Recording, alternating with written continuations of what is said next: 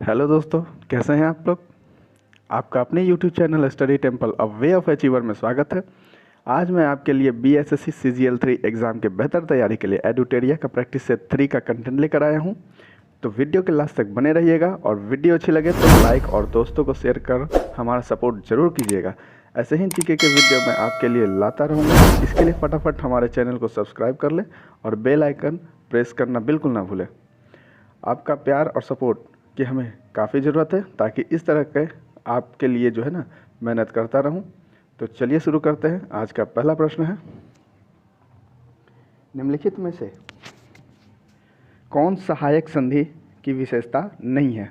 ठीक है, माफ़ कीजिएगा दोस्तों, मैं पूरे ऑप्शन को नहीं पढ़ूंगा, सीधे आंसर पर मतलब सीधे आंसर को बताऊंगा। ठीक है, क्योंकि ऐसे वीडियो लंबी बन जाती है। ठीक है, इसलिए डायरेक्ट आंसर पर मैं आऊँगा।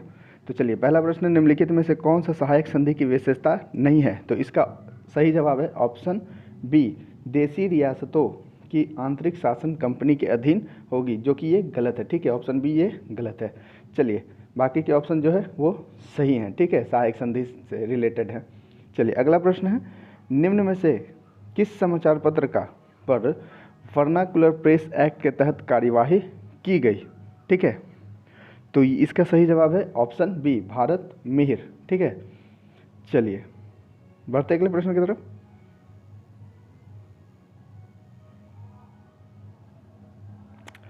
हमारा अगला प्रश्न है, इंडिपेंडेंस नामक समाचार पत्र किसके द्वारा प्रकाशित या संपादित किया गया था। तो इसका सही जवाब है ऑप्शन बी, मोतीलाल नेहरू। ठीक है, मोतीलाल नेहरू द्वारा। अगला प्रश्न है, बाल हत्या प्रथा किस प्रेसिडेंसी के में अधिक थी। ठीक है, किसके प्रेसिडेंसी में अधिक थी। तो चौथा का ऑप्शन जो है करेक्ट ऑप्शन, इसका ऑप्शन है सी। ठीक है, बंगाल में। चलिए, अगला है, रेशमी रुमाल षड्यंत्र किससे संबंधित है। ठीक है, ये सारे के सारे जो जीके हैं काफ़ी ही इंटरेस्टिंग है और साथ ही साथ काफ़ी ही इम्पोर्टेंट भी है। ठीक है, तो लास्ट तक, वीडियो के लास्ट तक बने रहिएगा। चलिए, रेशमी रुमाल षड्यंत्र किससे संबंधित है। तो इसका सही जवाब है ऑप्शन बी, मौलवी उबैदुल्लाह सिंधी। ठीक है, चलिए अगला प्रश्न है, असहयोग आंदोलन के लिए प्रस्ताव किस कांग्रेस अधिवेशन में पारित किया गया था। तो इसका सही जवाब है ऑप्शन सी, नागपुर अधिवेशन। चलिए बढ़ते हैं अगले प्रश्न की तरफ। चलिए, अगला प्रश्न है, निम्नलिखित में से कौन पारिस्थितिकी तंत्र के विषय में सही नहीं है। ठीक है, तो इसका सही जवाब है ऑप्शन ए, यह एक बंद तंत्र होता है, जो कि एक गलत जवाब है। बाकी तीन जो ऑप्शन है बी, सी और डी, ये तीनों की तीनों इसी से संबंधित हैं। ठीक है, ऑप्शन जो ए है वो गलत है। चलिए अगला क्या है, निम्नलिखित में से कौन प्रसिद्ध जैविक हॉटस्पॉट है। ठीक है, जैविक हॉटस्पॉट कौन होगा। तो ये पश्चिमी घाट। ठीक है, साइलेंट वैली भी पश्चिमी घाट में आती है।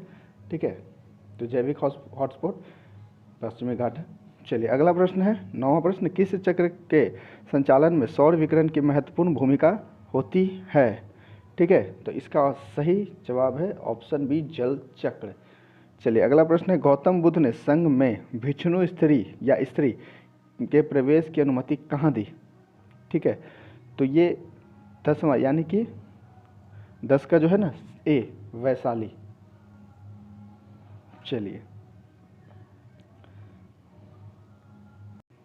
चलिए 11वां प्रश्न है, भारत के किस क्षेत्र में सर्वाधिक दैनिक तापांतर पाया जाता है। यानी कि दिन में अधिक गर्मी और रात में अधिक ठंडा, यानी कि गर्मी और ठंडा का बीच का अंतर। ठीक है, तो सबसे ज़्यादा मरुस्थलीय क्षेत्र में पाया जाता है इसे 11 का सी, यानी कि जितने भी बालू क्षेत्र है, पथरीला जो एरिया होता है। ठीक है, या कहिए पठारी या पहाड़ी एरिया। ठीक है, इसमें सबसे खास मरुस्थलीय क्षेत्र। ठीक है, इसमें दिन में जो है ना बहुत ही गर्मी होती है, क्योंकि बालू जो है बहुत दिन में गर्म हो जाती है और रात में बहुत ही अधिक ठंडी हो जाती है। ठीक है, जैसे कि भारत में अगर पूछ दिया जाए तो राजस्थान, थार रेगिस्तान के पास। ठीक है, आसपास का एरिया। चलिए अगला है, 3 जनवरी को उपसौर की घटना होती है। ठीक है, तो इसमें देना क्या जवाब, अब पढ़ लेते, ऑप्शन तो पढ़ना पड़ेगा इसमें। ठीक है, इस दिन पृथ्वी पर दिन और रात बराबर होते हैं। नहीं, इस दिन पृथ्वी पर सबसे ठंडा दिन होता है। जी नहीं, एकदम गलत है, इसका कोई प्रमाण भी नहीं कि सबसे ठंडा दिन है। चलिए अगला है, इस दिन पृथ्वी सूर्य की दूरी सबसे न्यूनतम होती है, जो कि एक सही जवाब है। ठीक है, सबसे न्यूनतम दूरी होती है। Option C. चलिए अगला प्रश्न है, कौन सी भूकंप तरंग सबसे अधिक विनाशकारी होती है? तो ये जो है ना सबसे अधिक विनाशकारी एल तरंग होती है, लव तरंग, इसे लव तरंग भी कहते हैं, ठीक है, एल तरंग। चलिए अगला है, निम्नलिखित में से कौन सही सुमेलित है? तो पढ़ लेते हैं इसमें। रेड क्लिफ भारत और चीन के बीच में है, एकदम गलत, भारत और पाकिस्तान के बीच में। डुरंड रेखा भारत और पाकिस्तान के बीच में है, जो कि गलत है। चलिए अगला है, मैगिनॉट रेखा फ्रांस और जर्मनी के बीच, जो कि सही जवाब है। इसका ऑप्शन क्या होगा? 14 का सी, ठीक है। मैगिनॉट रेखा जर्मनी और फ्रांस के बीच है। चलिए अगले प्रश्न की तरफ बढ़ते हैं। निम्नलिखित में से कौन सी पर्वत श्रृंखला सबसे लंबी है? तो सबसे लंबी पर्वत श्रृंखला तो लगभग सभी को पता है कि सबसे बड़ी जो है इंडीज़ है, ठीक है, इंडीज़ जो है आपको साउथ अमेरिका में पड़ती है, उत्तरी अमेरिका में पड़ती है, ठीक है, आल्प्स यूरोप और हिमालय भारत में पड़ती है। हिमालय सबसे ऊंची चोटियों वाली है, ठीक है, और ये सबसे नवीन है, यानी कि नया पर्वत श्रृंखला है, यानी कि इसका सही जवाब है 15 का डी, एंडीज। अगला है, किस अधिनियम द्वारा केंद्रीय बजट को राज्यों के बजट से अलग कर दिया गया? तो 16 का सही जवाब है ऑप्शन बी, भारत शासन अधिनियम 1919 द्वारा, ठीक है, ऑप्शन बी सही जवाब है। निम्नलिखित में से किस योजना के आधार पर संविधान सभा का गठन हुआ है? ठीक है, 17 का क्या होगा आंसर? करेक्ट आंसर है कैबिनेट मिशन योजना, ठीक है, ऑप्शन ए। चलिए 1946 में आई थी ये, इसके अध्यक्ष थे पैथिक लॉरेंस। चलिए अगला है, अंतरिम सरकार के गठन की घोषणा कब की गई थी? तो अंतरिम सरकार के गठन की घोषणा जो है आपको कब की गई थी? इसका ऑप्शन होगा करेक्ट ऑप्शन बी, 24 अगस्त 1946 को, ठीक है, करेक्ट आंसर है ऑप्शन बी, 24 अगस्त 1946 को। चलिए अगला पढ़ते हैं, निम्नलिखित में से कौन सा कथन सही है? जब राज्य में राष्ट्रपति शासन लागू हो तो संसद को संबंधित राज्य के लिए राज्य सूची पर कानून बनाने की शक्ति प्राप्त हो जाती है। तो ये तो सही लगता है, चलिए सही है। अगला है, राष्ट्रपति शासन के उपरांत भी संसद द्वारा बनाया गया कानून प्रभावित रहता है। तो इसमें कहना क्या है कि कौन सा कथन इसमें सही है? ठीक है, इसमें दोनों कथन जो है ना सही है, ठीक है। राष्ट्रपति शासन तो किसी राज्य में ही लागू होती है, तो उसमें संसद तो कानून बनाएगी ही बनाएगी। चलिए यानी दोनों कथन क्या है? सही है। चलिए 20वां प्रश्न है, अनुच्छेद 54 का संबंध निम्नलिखित में से किससे है? तो अनुच्छेद 54 राष्ट्रपति के निर्वाचन से है, ठीक है। इसका शॉर्ट ट्रिक हम लोगों ने पकानी को का दुयो दशम से याद किया है, प से पद 52, ठीक है, क से कार्यकाल 53 और पकानी नी से निर्वाचन 54, ठीक है। अगला है 21वां प्रश्न, निम्न में से कथनों में से कौन गलत है? राज्य लोक सेवा आयोग के सदस्य व अध्यक्ष की नियुक्ति राज्यपाल द्वारा की जाती है। अच्छा, इसमें गलत बताना है ना, तो इसमें गलत होगा। राज्य लोक सेवा आयोग सदस्य के अध्यक्ष की नियुक्ति राज्यपाल करता है, ये सही है। राज्य लोक सेवा आयोग के अध्यक्ष या सदस्य के बाद पुनः नियुक्ति किया जा सकता है, ये भी सही है। राज्य लोक सेवा आयोग के अध्यक्ष या सदस्यों के वेतन भत्ता राज्य निधि से संचित निधि से दिया जाता है, जबकि पेंशन भारत के संचित निधि से दिया जाता है, जो कि गलत है, ठीक है, ऑप्शन सी। चलिए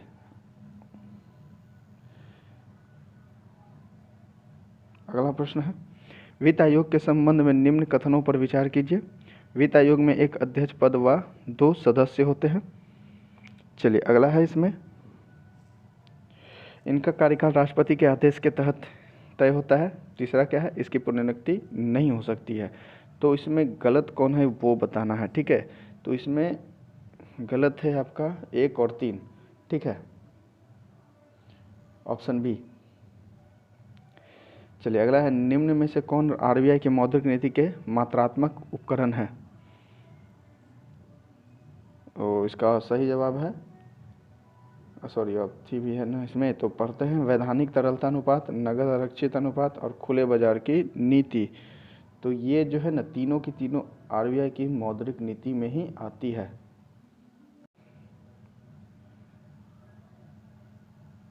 चलिए, प्रधानमंत्री किसान संपदा योजना का मुख्य उद्देश्य क्या है? तो इसका सही जवाब है ऑप्शन सी, खाद्य प्रसंस्करण को बढ़ावा देना। चलिए,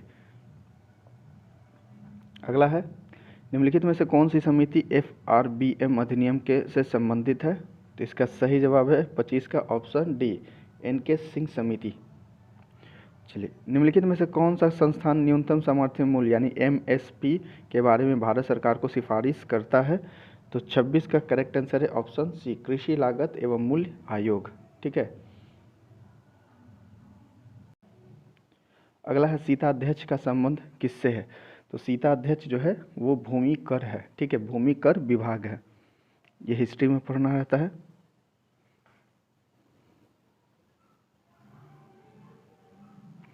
चलिए, अगला है, कश्मीर के क्षेत्रीय इतिहास का सजीव वर्णन मिलता है, ये किस किताब में मिलता है? तो ये आपका कश्मीर से संबंधित कौन सी बुक है? तो राजतरंगिणी। ठीक है, राजतरंगिणी में जो है ना पूरे कश्मीर का ही वर्णन किया हुआ है, ऑप्शन डी। अगला क्या है, सिजदा व पैबोस प्रथाओं की शुरुआत निम्न में से किसने की थी?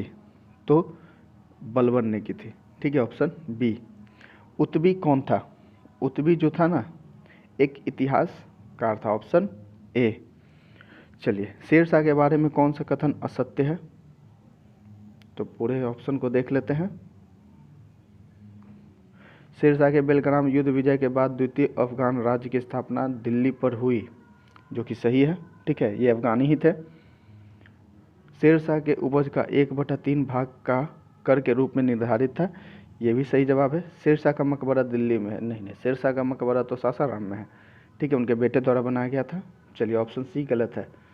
अगला है, किस प्रसिद्ध शासक के द्वारा अमुक्ता माल्यद लिखी गई है? ठीक है, अमुक्ता माल्यद लिखी गई है। तो 32 का करेक्ट आंसर है ऑप्शन सी, कृष्णदेवराय।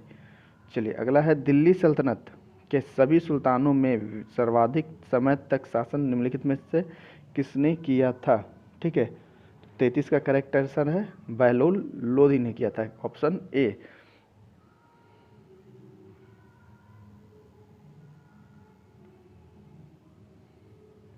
निम्नलिखित में से कौन सा पदार्थ केंद्र में सर्वाधिक मात्रा में पाया जाता है? तो इसका सही जवाब है ऑप्शन बी, प्रोटीन।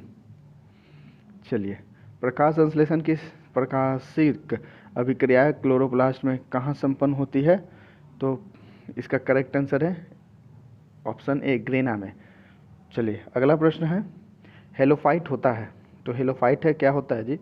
तो ये जो है ना वे पौधे जो सर्वाधिक मल वाले स्थान पर उगते हैं, नहीं, वे पौधे जो शुष्क व ऐसे तो हेलोफाइट जो है हैलोजन से है। ठीक है, यानी कि लवण वाली, ऑप्शन डी इसका करेक्ट आंसर होगा। चलिए,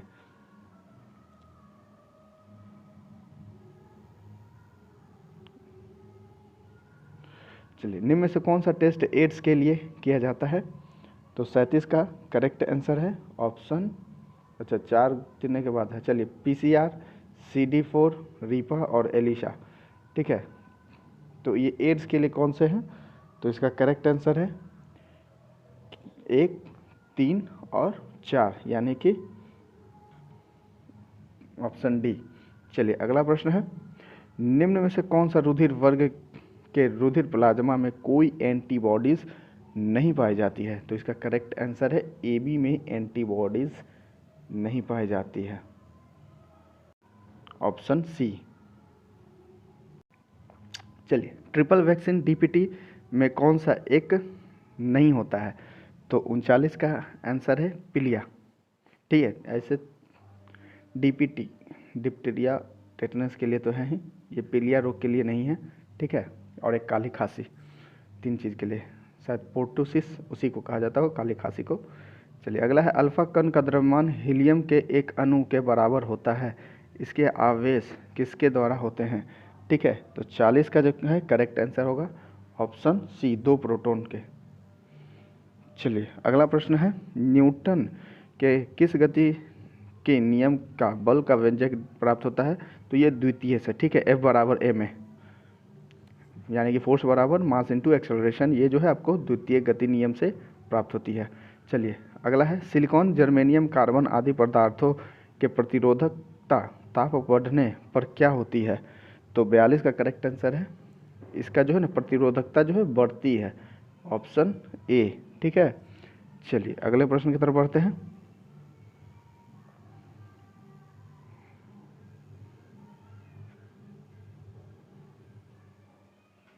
चलिए, निम्न में से किस तत्व का सर्वाधिक समस्थानिक है?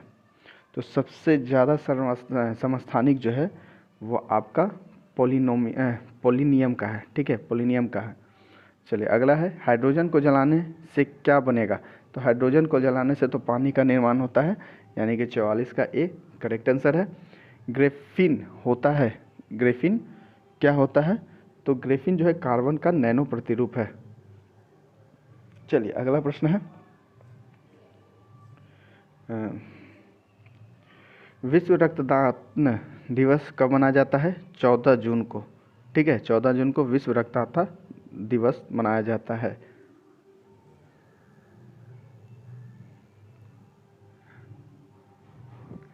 चलिए, निम्नलिखित में से सुमेलित करना है। अब इसमें मैच मिलान करना है, तो इसको पढ़ना पड़ेगा पूरा के पूरा। चलिए देखते हैं, प्लाज्मा अनुसंधान संस्थान कहाँ है? तो प्लाज्मा अनुसंधान संस्थान गांधीनगर में ही है। और आपका राष्ट्रीय समुद्र विज्ञान संस्थान किधर है? तो ये पणजी में है। ठीक है, केंद्रीय खाद्य प्रौद्योगिकी अनुसंधान संस्थान किधर है? तो ये आपका मैसूर में है, खाद वाला, खाने वाला। चलिए, भारतीय मौसम विज्ञान संस्थान, ये तो आपका दिल्ली में है। ठीक है, यानी इस हिसाब से आपका ऑप्शन डी करेक्ट हो जाएगा। चलिए, पंचतंत्र का संबंध किस धर्म से है? ठीक है, पंचतंत्र का जो संबंध है वो वैष्णव धर्म से है। ठीक है, काफ़ी ही महत्वपूर्ण प्रश्न है।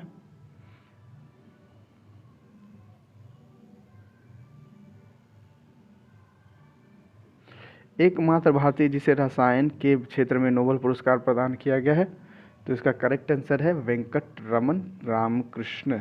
ठीक है, अगला है 50वां प्रश्न, भारतीय नौसेना की पहली महिला पायलट लेफ्टिनेंट शिवांगी स्वरूप बनी, वो किस राज्य की रहने वाली है? तो इसका करेक्ट आंसर है, ये जो आपकी शिवांगी स्वरूप है वो बिहार की है, ऑप्शन ए। चलिए, कुछ स्मरणीय तथ्य हैं। ठीक है, ये सारे के सारे किसी न किसी एग्ज़ाम के लिए, सभी एग्ज़ाम के लिए काफ़ी महत्वपूर्ण है, लेकिन खास कर ये बीपीएससी, एसएससी और अभी आपको तो हम बिहार एसएससी सीजीएल 3 के एग्ज़ाम, पीटी एग्ज़ाम के लिए ये पढ़ा रहे हैं। ठीक है, चलिए कुछ स्मरणीय याद करने वाले तथ्य हैं। ऋग्वेद से संबंधित कुछ है, यह सबसे प्राचीन वेद है। इस वेद के ऋचाओं को पढ़ने वाले को होत्री कहा जाता है। ठीक है, इसे अच्छे से याद कर लीजिएगा। ठीक है, हिस्ट्री से आपको ज़्यादातर हिस्ट्री, जियोग्राफी या आपको पॉलिटिक्स साइंस से ज़्यादा सवालें पूछे जा सकती हैं। ठीक है, ऋग्वेद से और संबंधित क्या है? इसमें वेद में तीसरे मंडल में गायत्री मंत्र का उल्लेख है। इस वेद के 9वें मंडल में सोमदेव का उल्लेख है। इस वेद के 10वें मंडल में 4 वर्ण यानी कि ब्राह्मण, क्षत्रिय, वैश्य और शूद्र का उल्लेख है। इस वेद में इंद्र के लिए 250 एवं अग्नि के लिए 200 ऋचाओं की रचना की गई है। गोत्र शब्द का सर्वप्रथम उल्लेख इसी वेद में किया गया है। इस वेद में गाय के लिए अधन्य शब्द का प्रयोग किया गया है। ये ऋग्वेद के अब यजुर्वेद में जानते हैं क्या क्या है। यजुर्वेद में इसकी ऋचाओं को पढ़ने वालों को अर्धवायु कहा जाता है, अर्धवायु। यज्ञों के नियमों एवं विधि विधानों का संकलन मिलता है। ठीक है, इस वेद में बलिदान विधि का भी उल्लेख है। यह गद एवं पद दोनों में है। ठीक है, चलिए अगला है सामवेद।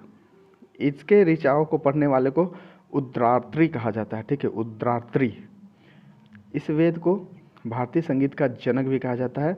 और अथर्ववेद, इस वेद में सर्वप्रथम औषधि का उल्लेख मिलता है। इसमें सभा एवं समिति को प्रजापति की पुत्रिया कहा गया है। चलिए, वेदों की संख्या 4 है, वेदांगों की संख्या 6 है। ठीक है, पुराणों की संख्या कितनी है? 18 है। और उपनिषदों की संख्या 108 है। चलिए दोस्तों, ये सारे के सारे काफ़ी महत्वपूर्ण जीके थी जो कि आज कवर हो गए।